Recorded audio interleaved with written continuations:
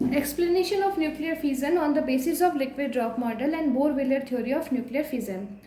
अब जो हमने लिक्विड ड्रॉप मॉडल पढ़ा था उसके अकॉर्डिंग जो न्यूक्लियर फिजन है उसको हम देखेंगे कि कैसे किया जा सकता है, क्योंकि उसके अंदर हमने न्यूक्लियस को कैसा माना था, in the shape of liquid drop, dense liquid की ड्रॉप के जैसा हमने उसे माना था। तो नाभिकीय विखंडन उसके अंदर किस तरह से हो रहा होता है, या फिर हम इस घटना को नाभिकीय विखंडन के थ्रू भी समझ सकते हैं। तब इसमें क्या है कि हमारे पास में एक न्यूक्लियस है ए, जिसमें कौन कौन से फोर्सेस काम कर रहे हैं इसके अंदर। इसमें फोर्सेस काम कर रहे हैं, एक तो न्यूक्लियर फोर्सेस,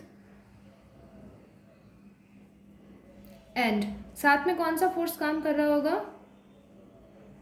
कूलाम्ब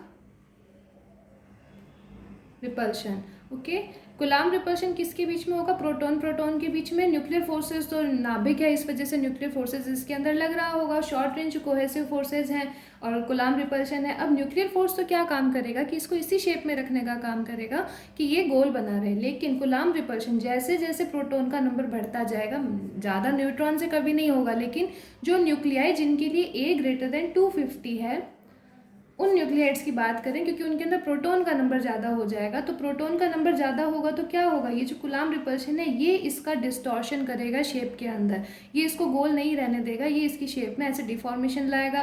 फिर और वो फोर्सेस अप्लाई होंगे तो उसकी शेप सी जैसी हो जाएगी, देन उसकी डम्बेल शेप हो जाएगी, देन एक हमारे पास कंपाउंड न्यूक्लियस बनेगा, और इस कंपाउंड न्यूक्लियस के बनने के जस्ट बाद में हमारे पास में दो फ्रेगमेंट्स बन जाएंगे जिन्हें डॉटर न्यूक्लियाइड्स बोला जा सकता है। या फिर भारी नाभिक हल्के नाभिकों के अंदर टूट गया, क्या है ये, नाभिकीय विखंडन। अब इसके अंदर अगर हम देखें तो जो टोटल एनर्जी है ई, वो कैसे दी जाएगी, M A Z minus M A one Z one minus M A two Z two C square, यही होता है टर्म। अब यहाँ एम ए जेड क्या है, which is mass of nuclei which splits, ये इस न्यूक्लियाई का मास है जो कि स्प्लिट हो रहा है, और M A one Z one M A two Z two क्या है, इन दोनों का मासेस। जो एफ स्टेज है उसके अंदर हम इसमें 1 और इसमें 2 लिख देते हैं, तो ये 1 का है और ये 2 का मास है, ठीक है। अब इसमें क्या होगा कि ये ऐसा नहीं है कि सब नाभिक ही ऐसे टूट जाएंगे, इसके लिए डिफाइनेट एनर्जी की ज़रूरत पड़ेगी, और इनको तोड़ने का काम बेसिकली कर कौन रहा है, कूलाम्ब एनर्जी। और कूलाम्ब एनर्जी अगर इसको मिलेगी, वो बैरियर होगा, तो उसके बाद ही ये नाभिक टूट पाएगा। अगर उतनी एनर्जी इसने गेन नहीं की तो ये नाभिक नहीं टूटेगा।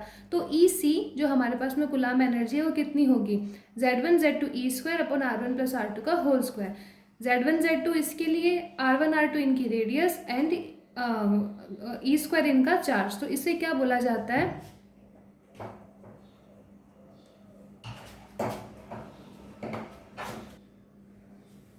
ये क्या है, बैरियर एनर्जी, ठीक है। अब अगर एनर्जी इस एनर्जी से ज़्यादा होगी तब तो न्यूक्लियाइड्स ब्रेक हो जाएंगे, अगर एनर्जी इस एनर्जी से कम होगी तो वो ब्रेक नहीं होंगे, ठीक है। और इस एनर्जी ई एफ माइनस ई ए, इसका जो डिफरेंस है ई सी माइनस ई एफ, सॉरी, जो डिफरेंस आएगा उसे क्या बोला जाएगा, एक्टिवेशन एनर्जी। ये इन दोनों के बीच का डिफरेंस, इसे क्या कहेंगे, एक्टिवेशन एनर्जी कहेंगे। अगर एनर्जी ग्रेटर देन ई सी होगी तो ही ब्रेक होगा, अदरवाइज न्यूक्लियाई ब्रेक नहीं होंगे। तो ये हम इसका ग्राफ देख सकते हैं जिसमें ए बी सी स्टेजेस आ गई। यहाँ पर E F greater than E सी है, ये इसकी एक्टिवेशन एनर्जी है, और ये E F less than E सी है।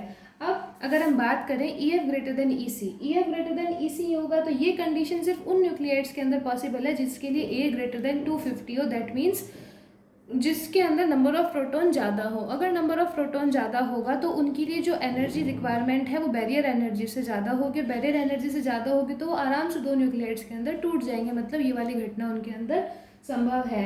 अब अगर E F less than E सी हो तो क्या होगा, अब इस एनर्जी के अंदर एक्साइटेशन एनर्जी जो है वो एक्टिवेशन एनर्जी से कम है, ये एक्साइटेशन एनर्जी है, ये एक्टिवेशन एनर्जी से हमारे पास में कम आ रही है। अब अगर ये क्रिटिकल कंडीशन को क्रॉस कर लेगी तब तो ये बैरियर इस पर एप्लीकेबल नहीं होगा और ये ब्रेक हो जाएंगे, और अगर ये एनर्जी को क्रॉस नहीं कर पाई तो पोटेंशियल बैरियर को क्रॉस नहीं कर सकेगी, तो क्या होगा, न्यूक्लियर फिजन अकर नहीं होगा। मतलब इसमें दो कंडीशन चलेगी कि इसमें हो भी सकता है ना भी हो। और E F very very less than E C, इस कंडीशन के अंदर न्यूक्लियर फिजन एप्लीकेबल नहीं होगा, यानी जो न्यूक्लियाइड्स हैं जिसके लिए 85 ए 250, मतलब 250 से कम वाले और 85 से ज़्यादा वाले। अब इसमें जो है, जो activation energy of the nucleates is very high. Activation energy जो है इनके लिए वो बहुत ज़्यादा होती है और इनको बहुत ज़्यादा एनर्जी की ज़रूरत पड़ेगी ब्रेक होने के लिए। अब जितनी ज़्यादा इनकी खुद की एक्टिवेशन एनर्जी है, अगर उससे ज़्यादा आप इन्हें एनर्जी दोगे तो वो बैरियर एनर्जी तक पहुँचेंगे और फिर उस बैरियर एनर्जी पे पहुँचने के बाद में क्या होगा, तभी इसको क्रॉस कर पाएंगे। मतलब आप देखिए कि ई की वैल्यू बहुत हाई आ रही है। वो किस कंडीशन में आएगी कि ई सी खुद की वैल्यू बहुत ज़्यादा हो।